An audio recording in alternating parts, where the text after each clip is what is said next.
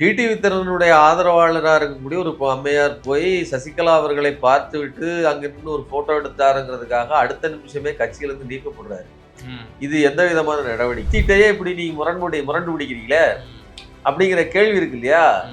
அது மட்டும் இல்லாம நீங்க சசிகலா அவர்களை எக்காரணம் கொண்டு உள்ள வரக்கூடாதுங்கிற அந்த உள்ள வருவதற்கு வாய்ப்பில்லை. சசிகலாவை இனிமேல் உள்ளே சேர்த்துக் கொள்வதற்கோ இணைந்து எந்த விதத்திலையும் வாய்ப்பு இல்லைங்கும் போது தானே அதெல்லாம் நடக்குது.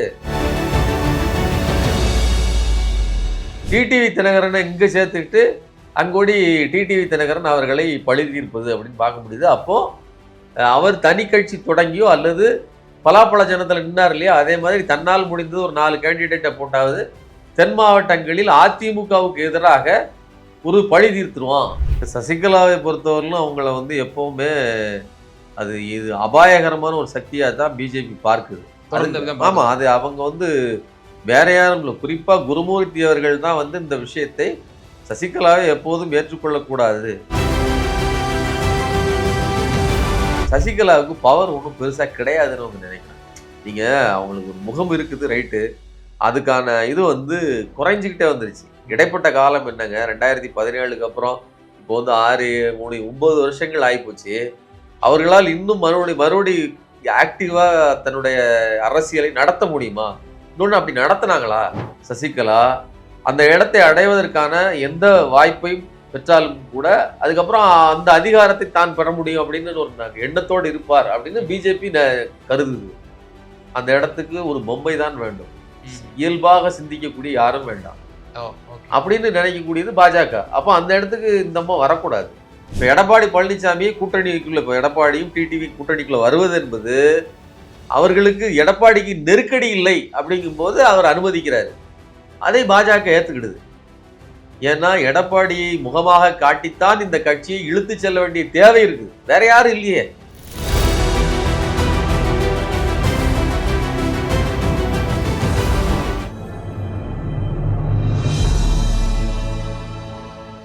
தமிழ் நியூஸ் நேயர்களுக்கு அன்பு வணக்கம். இன்றைய நேர்காணலில் நம்மோடு இணைந்திருப்பவர் ஊடகவியலாளர் திரு சுமன் கவி சார். சார் வணக்கம். வணக்கம். அம்மையார் சசிகலா அவர்கள் இந்த சட்டமன்ற தேர்தலில் அவர் தனி கட்சியோ அல்லது ஒரு இயக்கமாகவோ நிச்சயமாக கேண்டிடேட் போட்டு டிடிவி தினகரன் மற்றும் எடப்பாடி பழனிசாமி அந்த கூட்டணியை பாடம் புகட்டுவார்கள் அப்படிங்கிற மாதிரியான தகவல்கள் தொடர்ந்து வந்து கொண்டிருக்கின்றன. இன்றைய தினம் கூட அம்மையார் சசிகலா அவர்கள் தங்களுடைய ஆதரவாளருடன் திடீர் ஆலோசனையில் ஈடுபட்டிருப்பதாகவும், தேர்தலில் நம்ம எப்படி வாய்ஸ் கொடுக்க போறாங்களா, இல்ல கேண்டிடேட் நிச்சயமா போட போறாங்களா, முக்குளத்தூர் பெல்ட்ல அவங்க கேண்டிடேட் போடுவாங்களாங்கிற பல எதிர்பார்ப்புகள் டிடிவி தினகரன் அவர்களுக்கும் சசிகலா அம்மையாருக்குமே கிட்டத்தட்ட கடந்த 5-6 ஆண்டுகளாக ஒரு பிரச்சனை ஓடிக்கொண்டிருக்கிறது. இப்ப அவர் வேற நேரா இபிஎஸ் முகாம்ல போய் சரணடைஞ்சிட்டாரு. அப்போ நிச்சயமா பாடம் புகட்டணும் அப்படின்ற மாதிரி சொல்றாங்களே, தனி கட்சி துவங்க வாய்ப்புகள் இருக்கிறதா அம்மையார் சசிகலா அவர்கள்? தனி கட்சி தொடங்குவதற்கு வாய்ப்புகள் இருக்கிறதான்னு பார்த்தோம்னா வாய்ப்பு அதிகம் இருக்குன்னு தான் சொல்ல வேண்டியிருக்குது. ஏன்னா டிடிவி தினகரனுடைய ஆதரவாளராக இருக்கக்கூடிய ஒரு அம்மையார் போய் சசிகலா அவர்களை பார்த்து விட்டு அங்க நின்று ஒரு போட்டோ எடுத்தாருங்கிறதுக்காக அடுத்த நிமிஷமே கட்சியிலிருந்து நீக்கப்படுறாரு. இது எந்த விதமான நடவடிக்கை? அது சொந்த சித்தி தான். ஆமா, சொந்தக்காரங்க. அப்படி இருக்கும்போது எப்படி? நான் என்ன கேட்கறேன்னா, இதை நாம முதல்ல அதிமுக விட்டுருவோம். திமுக கூட்டணி டனாலு, காங்கிரஸ் பனால்னு டைட்டில் போட்டுக்கிற ஊடகவியலாளர்கள் இருக்காங்க இல்லையா, ஊடகங்கள், ஊடக தலைவர்கள், இவர்கள் எல்லாம் திமுகவை அல்லது காங்கிரஸை குறித்து தலையங்கங்கள் அது இதுன்னு எழுதிக்கிட்டு இருக்கும்போது சத்தம் இல்லாமல் அங்க ஒருத்தர் ரத்தம் கக்கி சாவறதுக்கு துடி உடிச்சிட்டு கிடக்குறான். அவனை பத்தி நீங்க சொல்லவே மாட்டேங்கிற, உன் மேல கொசு கடிக்குதுங்கிறத பத்தி என்கிட்ட இவ்வளவு பெருசா பூதம் போட்டு காட்டுறது, பூத கண்ணாடியால் காட்டுகிற நீ தினமலருக்கோ அல்லது மித்திர பத்திரிகைகளுக்கோ என்னங்க திமுக கூட்டணி மேல என்னங்க அவ்வளவு அக்கறை? அப்போ இந்த கூட்டணி உடைந்து விடாதா அப்படின்னு காத்து கிடக்கிற நீங்க அங்க உடைஞ்சு செதறி சுக்குநூறா கிடக்குதே. சொந்தங்களுக்குள்ளே சித்திகளுக்குள்ளேயே சித்திட்டையே இப்படி நீங்க முரண்டு பிடிக்கிறீங்களே அப்படிங்கிற கேள்வி இருக்கு இல்லையா?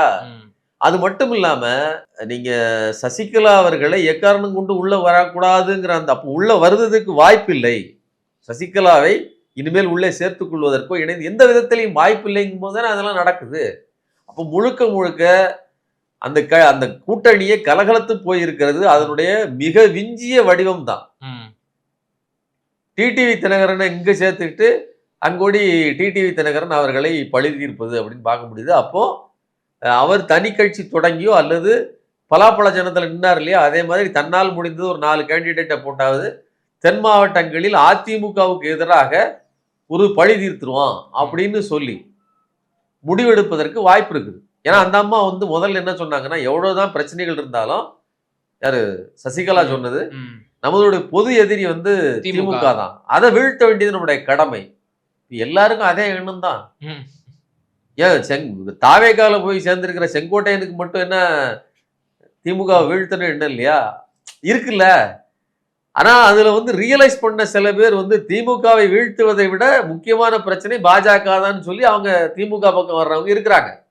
என்ன வைத்தியலிங்கம் போன்றவர்கள் இங்க வந்திருக்காங்க. ஆனால் திமுக தான் சொல்லி கடைசி வரையிலும் அந்த பழைய நினைப்பிலேயே இருக்கக்கூடியவர்கள் ஒருபோதும் திருந்த முடியாது. அப்ப என்ன பண்ணணும் அப்படின்னா ஒன்றிணையணும். ஒன்றிணைவதற்கு இதை விட பெரிய வாய்ப்பு என்ன இருக்குது? அப்ப எடப்பாடி பழனிசாமி, டிடிவி தினகரன் 2 பேருடைய ஸ்பெஷல் இன்ட்ரெஸ்ட், அதாவது அவர்களுடைய தனிப்பட்ட விருப்பத்தை தவிர்த்து இந்த கட்சி இப்படி சிதைந்து போய் கிடப்பதற்கு வேற என்ன காரணமா இருக்க முடியும்? இவருடைய ஈகோ தவிர. இந்த ஈகோ தான் இன்னைக்கு வந்து ட்ரிகர் பண்ணுது. இவர்கள் தனித்து சண்டையிடுவார்கள். இது கண்டிப்பாக திமுகவுக்கு ஒரு நல்ல வாய்ப்பை கொடுக்கும். என்ன சார், இப்போ அம்மையார் சசிகலா தொடர்ந்து எடப்பாடி பழனிசாமி அவர்களால் வந்து காலை வாரிவிடப்பட்டார். அவர் பொதுச் செயலாளராக இருந்தார். பிறகு பரப்பநாகரத்தில் இருக்கும்போது கூட இவரை தான் முதலமைச்சர் ஆகிட்டு போனாரு. பிறகு வெளியே வந்ததுக்கு அப்புறமும் சட்டமன்ற தேர்தலில் எந்த ஒரு வாய்ஸும் எழுப்பல. 24 நாடாளுமன்ற தேர்தலையும் எந்த ஒரு வாய்ஸும் அவங்க எழுப்பல. இப்போ அவங்க வந்து இப்ப டிடி தினகரனும் அங்க போய் அங்க போய் முகாமிட்டு இருக்கிறதுனால நிச்சயமா பாடம் புகட்டணும் அப்படிங்கிற ஒரு தொனியில ஒரு தனி கட்சியோ அல்லது நீங்க சொல்ற மாதிரி இயக்கமோ வந்து முக்குளத்தூர் பெல்ட்ல கேண்டிடேட் போட்டாங்கன்னா அவங்களுக்கு கணிசமான ஓட்டு இருக்கு. நிச்சயமா ஒரு ஸ்பிளிட் ஆகும். டிஎம்கேக்கு ஒரு வெற்றி வாய்ப்பு வரும். ஒரு பாடம் புகட்டணும் அப்படின்ற ஒரு இது வச்சுட்டாங்கன்னா பாஜக இது எப்படி அணுகும்? தொடர்ந்து பாஜக தான் வந்து அம்மையார் சசிகலாவை ஓரங்கட்டி வச்சிருக்கு. பிஜேபி தான் வந்து இவங்க வந்தாங்கன்னா ஏடிஎம்கே எமர்ஜ் ஆயிடும். அது ஆகக்கூடாது. இவங்க இன்னும் சொல்ல போனா அவங்க காங்கிரஸை கூட கூட்டணி வச்சு காங்கிரஸை கூட வலுப்படுத்திடுவாங்க. தேசிய அளவுல காங்கிரஸுக்கு ஒரு எமர்ஜி கிடைச்சிடுங்கிற ஒரு கணக்கும் பிஜேபி இருக்கு. பிஜேபி எப்படி அணுகும் அம்மையார் சசிகலா? சசிகலாவை பொறுத்தவரையிலும் அவங்கள வந்து எப்பவுமே இது அபாயகரமான ஒரு சக்தியா தான் பிஜேபி பார்க்குது. ஆமா, அது அவங்க வந்து வேற யாரும் இல்லை. குறிப்பா குருமூர்த்தி அவர்கள் தான் வந்து இந்த விஷயத்தை சசிகலாவை எப்போதும் ஏற்றுக்கொள்ளக்கூடாது. ஏன் அப்படின்னா அது வலுப்பெறுவதற்கான வாய்ப்புள்ள நபர் இல்லையா அவங்க. ஆனா அதே குருமூர்த்தி ஒரு முறை ஒரு பதிவு செஞ்சார். வீடு பத்திக்கிட்டு எரியுது, பத்திக்கிட்டு எரியுதுன்னா சாக்கடை தண்ணியும் ஊத்தி அணைக்கலாம் அப்படின்ற மாதிரி ஒரு ஒரு எமர்ஜென்சிக்கு அப்படி பண்ணலாம் அப்படின்ற மாதிரி கூட சொன்னாரு.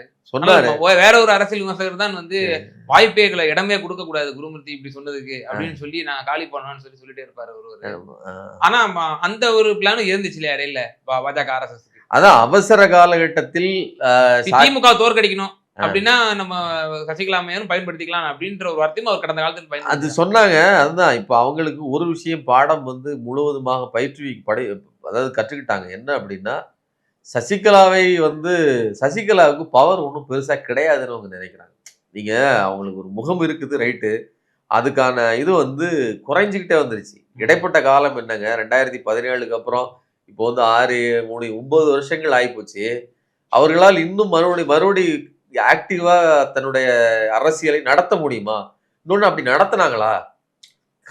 இடைப்பட்ட காலத்திலேயே அந்த அம்மா வந்து தொடர்ந்து ஒரு அரசியல் கட்சியாக தன்னை நிலைநிறுத்திருக்கணும்ல. ஒரு கட்சி ஆரம்பிச்சு அமமுக மாதிரி வேறொரு கட்சி ஆரம்பிச்சு பேரலா ஓட்டியிருந்தா கூட இந்நேரம் அவர்களுக்கு ஏதாவது ஒரு வாய்ப்பு இருந்திருக்கும். அப்படி எதையும் செய்யாம எந்த அரசியல் நடவடிக்கையும் இல்லாம இருக்கிறப்போ சேர்ப்பதனால் ஒன்றும் பெரிய லாபம் இல்லை அப்படின்னு அவங்க கருதுறாங்க அதிமுகவை பொறுத்தவரை. ஆனா இல்ல அந்த இடத்துலதான் பிஜேபி பிளே பண்ணுதா? இவங்களை இயக்கம் கட்ட விடாமல் இவங்க தனியா இருந்தா கூட வந்து ஒரு ஸ்பாய்லரா இருப்பாங்க. அதனால வேண்டாம், இவங்க அரசியல்லே வந்துடக்கூடாது, அப்படியே வெளியே ஓரங்கட்டப்படணும் அப்படின்ற நிலையில தான் வந்து பிஜேபி வச்சிருந்தாங்க. பிஜேபி எப்பவுமே அதுல ரொம்ப கவனமா இருக்கு. ஏன்னா அவர்கள் சூடுவட்ட கண்ட புலி மாதிரி. அதாவது ஏற்கனவே வந்து அதிமுகவினால் அதுவும் குறிப்பா ஜெயலலிதா அவர்களினால் பெரும் பலனை அனுபவித்தவரும் அவர் இறப்புக்கு பிறகு பெரிய நஷ்டத்தை சந்தித்தவருமான சசிகலா அந்த இடத்தை அடைவதற்கான எந்த வாய்ப்பையும் பெற்றாலும் கூட அதுக்கப்புறம் அந்த அதிகாரத்தை தான் பெற முடியும் அப்படின்னு ஒரு எண்ணத்தோடு இருப்பார் அப்படின்னு பிஜேபி கருதுது. அந்த இடத்துக்கு ஒரு பொம்மை தான் வேண்டும். இயல்பாக சிந்திக்கக்கூடிய யாரும் வேண்டாம் ஓகே. அப்படின்னு நினைக்கக்கூடியது பாஜக. அப்போ அந்த இடத்துக்கு இந்த அம்மா வரக்கூடாது. இயல்பாக சிந்திக்கிறாங்களோ இல்லையோ, தன் சி- தன் பு- தன் இயல்புக்கு செயல்படுவாங்க இல்லையா, அந்த செயல்பாடு நமக்கு தேவையில்லை அப்படின்னு நினைக்கிறாங்க. அதை அவங்க முடிச்சு கட்டிட்டாங்க. இன்றைய தேதிக்கு சசிகலாவினுடைய முக்கியத்துவம் என்பது ஒரு பெரிய அளவுலாம் இல்லை. இருந்தாலும் அவர் வந்து தனித்து களமாண்பது என்பது காண்பாருங்கிற மாதிரியான ஒரு நம்பிக்கை வருது அவங்களுடைய செயல்பாடுகளை பார்க்கும்போது. அதே போல சார் இப்போ பன்னீர்செல்வம் அவரும் அந்த சமூகத்தை சார்ந்த ஒரு தலைவராக இருக்கிறார். அவரும் இன்னும் முடிவு எடுக்காம இருக்காரு. ஒருவேளை அம்மையார் சசிகலா எடுக்கக்கூடிய முடிவுக்கு நாம கட்டுப்படுவோம். இபிஎஸ் ஒரு பாடம் புகட்டுவோம். டிடிவி நம்ம கூட இருந்தாரு. தேவர் குரு பூஜை வரைக்கும் நம்ம கூட இருந்தவர். அப்படின்னா திடீர்னு போய் அங்க போயிட்டாரு. அப்போ ஓபிஎஸும் அந்த நிலைப்பாட்டுல இருப்பாரா? எப்படி பாக்குறீங்க? இல்ல டிடிவிக்குமே வந்து அப்போ திடீர்னுலாம் வரல இல்லையா, அவருக்கு கேஸ் வருது, அவர் மேல உள்ள கேஸ் வழக்குகள் இருக்குது, நெருக்கடி இருக்குது. அதே மாதிரியான நெருக்கடி மற்றவர்களுக்கு இல்லையா? அப்ப இருக்குல்ல. அப்ப அவர்களை எந்த புள்ளியில நிறுத்தணும் அப்படிங்கிறத பாஜக நினைக்கிறதோ அதுலதான் நிறுத்துவாங்களே தவிர இவங்க இஷ்டத்துக்கு சேர்ந்து ஆட விட மாட்டாங்க. ஒருவேளை சேர்ந்து ஆடினால் கூட அது பாஜகவினுடைய ஸ்கிரிப்ட் இல்லாம, பாஜகவினுடைய திட்டம் இல்லாமல் சேர்ந்து நடந்து கொள்ள முடியாது. இப்ப எடப்பாடி பழனிசாமி கூட்டணிக்குள்ள, இப்ப எடப்பாடியும் டிடிவி கூட்டணிக்குள்ள வருவது என்பது அவர்களுக்கு எடப்பாடிக்கு நெருக்கடி இல்லை அப்படிங்கும் போது அவர் அனுமதிக்கிறாரு. அதை பாஜக ஏத்துக்கிடுது. ஏன்னா எடப்பாடியை முகமாக காட்டித்தான் இந்த கட்சியை இழுத்து செல்ல வேண்டிய தேவை இருக்குது, வேற யாரும் இல்லையே. ஆனா ஓபிஎஸ்க்கு அந்த பிளஸ் பாயிண்ட் இல்லை. அப்போ அவர் அடுத்த கட்டமாக சசிகலா அவர்களோடு சேர்ந்து செயல்படுவதற்கு வாய்ப்பு இருக்கிறது. ஆனா அதை விட பெட்டர் சான்ஸ் என்னங்கிறத அவர் யோசிப்பார். ஆனா ஒரு திமுகவுக்கு வருவாரு அப்படின்ற ஒரு கருத்து இருந்துச்சு. இல்ல தமிழக வெற்றி கழகத்தில் செங்கோட்டையன் தொடர்ந்து அவரை அழைத்து கொண்டிருக்கிறார் அப்படின்ற ஒரு கருத்து இருந்துச்சு. ஓபிஎஸும் இந்த தேர்தலில் இபிஎஸ் பாடம் புகட்டணும் அப்படிங்கிற ஒரு நிலைப்பாட்டில் இருப்பாருன்னு நினைக்கிறீங்களா? அதாவது ஓபிஎஸ்க்கு இபிஎஸ்ஐ காலி பண்ணணும்னு ஓபிஎஸ் நினைக்கிறாரோ இல்லையோ, இபிஎஸ்ஐ காலி பண்ணி ஆக வேண்டும் சொல்லி பாஜக முடிவு எடுத்துருச்சு. ஏன்னா இந்த தேர்தலில் ஒன்று எலெக்ஷன் ரிசல்ட் பற்றி, அதாவது 2 லாபம் வரணுங்க. ஒன்று ஜெயிச்சா பெருசா ஜெயிக்கணும், இல்லை அப்படின்னா தோற்றா பெருசா தோக்கணும். இதுதான் பாஜக விரும்புது. நல்லா குறிச்சு வச்சுக்கோங்க. ஓகே. பெருசா ஜெயிக்கணும் அப்படின்னா திமுக, அதாவது திமுக அணியை மொத்தமா வீழ்த்தணும். அப்படி ஜெயிச்சாதான் நமக்கு ஜெயிக்கலுடைய ஒரு லாபம். ஆமா, ஜெயிக்கணும். அப்படி இல்லட்டா கூட ஜெயிப்புங்கிறத உத்தரவாதப்படுத்தணும். அப்படி உத்தரவாதப்படுத்துவதற்கு வாய்ப்பு இல்லைன்னா ஒரு தொங்கிய நிலையில் நெக் டு நெக் போட்டியா இருக்கக்கூடாது. தோல்விங்கிறது நெக் டு நெக்கா இருக்கக்கூடாது, அதல பாதாள தோல்வியா இருக்கணும். இதுதான் பாஜக விரும்புவது. ஏன் அப்படின்னா அப்படி அடித்து காலி செய்தால் மட்டும்தான் அதிமுக வாக்குகள் சிதறும். குட்டையை குழப்பினால்தான் மீன் பிடிக்க முடியுங்கிறது மாதிரி அடிச்சு சிதறடிச்சாத்தான் இந்த அதிமுகவை மீண்டும் பாஜகவால் தன் பக்கம் இழுத்து கொள்ள முடியும். அதிமுக பலமிட்டு போக வைக்கணும். அப்படி இருந்தா மட்டும்தான் நீங்க 2029 இவரோட யாரு எடப்பாடியோடு பேரம் பேசுவதற்கு லாய்க்கா இருக்கும். இல்லைன்னா இந்த தடவை 2024 முரண்டு பிடிச்சார் இல்லையா, அந்த மாதிரி அவர் முரண்டு பிடிப்பதற்கு வாய்ப்பு இருக்கிறது. அப்ப இதையெல்லாம் கூட்டி கழிச்சு பாத்தீங்க அப்படின்னு சொன்னா பாஜக கூட்டணி வெற்றி பெற வேண்டும்ங்கிற நினைப்பு எவ்வளவு இருக்குதோ அதை விட அதை காலி, இப்ப நான் அதில் ஜெயிக்கிறதுக்கு வாய்ப்பு இல்லைங்கிறது உறுதியானதுக்கு பிறகு அது முற்றிலுமா அழியந்தொழியணும்னு சொல்லி பாஜக விரும்புகிறது. மற்றவர்கள்லாம் செயல்படுறது ரெண்டாவது. யாரு ஓபிஎஸ் செயல்படுறதெல்லாம், மற்றவர்களுக்கெல்லாம் வாய்ப்பு குறைதான். இறுதியான ஒரே ஒரு கேள்வி. இப்போ ஓபிஎஸ், சசிகலா அம்மையார் ஆகியோரெல்லாம் வேற ஆப்ஷனே இல்லை. விஜயோட அவங்க கூட்டணி வைக்க வாய்ப்பு இருக்கு. விஜய், சசிகலா, ஓபிஎஸ் இவங்கெல்லாம் சேர்ந்தாங்கன்னா ஏடிஎம்கேவோட ஓட்டை இன்னும் நல்லா ஸ்பிளிட் பண்ணி பெரிய ஸ்பாய்லரா இருப்பாங்க. ஒரு பக்கம் தென் தமிழகத்துல இந்த முக்குலத்த சமூகத்தினுடைய வாக்குகள், இந்த இரு தலைவர்களும் போய் அங்க இபிஎஸ் பாத்தீங்களா நமக்கு துரோகம் பண்ணிட்டாரு, கூட வேற வச்சுக்கிறாரு, டிடி தினகரனை வேற பொருந்தா ஒரு கூட்டணியும் வச்சுக்கிட்டாரு அப்படின்னு சொல்லி ஒரு பிரச்சாரம் பண்ணோம்னா கூடுதலான ஒரு ஏடிஎம்கே இன்னும் பலவீனப்படுத்தலாம் அப்படின்ற ஒரு கணக்கு இருக்குன்றாங்களே. விஜய் அப்படி ஏத்துப்பாரா? அப்படி ஏற்றால் அது இந்த காம்பினேஷன் கெமிஸ்ட்ரி ஒர்க் அவுட் ஆகுமா? நிறைவான கருத்து. இல்ல, விஜயை பொறுத்தவரையிலும் நீங்க சொன்ன மாதிரி அதிமுக வாக்குகளை தான் அவர் பெரிதும் பாதிக்கிறார் அப்படிங்கிறது இது சிஓட்ட சர்வே சொல்லுற முடிவுகள் சொல்ற இது. நீங்க போன வருஷம் எடுத்த அந்த சர்வேல 47% திமுக, 39% அதிமுக. இந்த தடவை எடுத்த இதுல 45% திமுக, 2% தான் இறங்கியிருக்கு. இந்த அம்புகுறி கீழே போடுவாங்கல்ல, டவுன் புலால் 2% தான் டிஃபரன்ஸ். இவருக்கு பாத்தீங்க அப்படின்னா 33%, டவுன்ஃபால் 6%. எவ்வளவு பெரிய தாக்கம் இது. கிட்டத்தட்ட முதல் அணிக்கு 2வது அணிக்கும் 12% வித்தியாசம். 12% வித்தியாசம். அப்ப இந்த இடைவெளியை உருவாக்குவதே விஜய் தான். இப்போ விஜயினால் ஏற்படக்கூடிய நஷ்டம் ஒரு பக்கம், இன்னொன்று விஜய்க்கு காங்கிரஸ் மாதிரியான கட்சிகளோடு கூட்டணி செல்ல வேண்டுங்கிற ஒரு அர்ஜி இருக்கு இல்லையா, ம். அதை வந்து பாஜக விரும்ப மாட்டேங்குது. ஓ பாஜகவினுடைய தலைமையை பொறுத்தவரையிலும் இது அவர்கள் விரும்புவதில்லை. அப்போ அவங்களுக்கு அதாவது என்னன்னா கையேறு நிலை தான். செதறி கிடக்கட்டும், நாம நினைக்கும் போது சேர்த்துக்கணுங்கிற அளவுல தான் இருக்கணுமே தவிர விஜய்க்கு அது அக்குமுலேட் ஆயிடக்கூடாது அப்படின்னு அவங்க நினைப்பாங்க. சோ அதே பாஜக இன்னொரு எதிரியா இருக்கக்கூடிய அம்மையார் சசிகலாவையும் விஜய் கூட இணைய விட மாட்டாங்க. வாய்ப்பு குறைவு, வாய்ப்பே இல்ல, ஓகே அப்படி விட மாட்டாங்க அப்படிங்கிற ஒரு கருத்து. நிச்சயமா சார். சமகால அரசியல் சூழ்நிலை குறித்து ரொம்ப தெளிவா இந்த நேரில் உங்களோட கருத்துக்களை பகிர்ந்தீங்க. ரொம்ப நன்றி. நன்றி.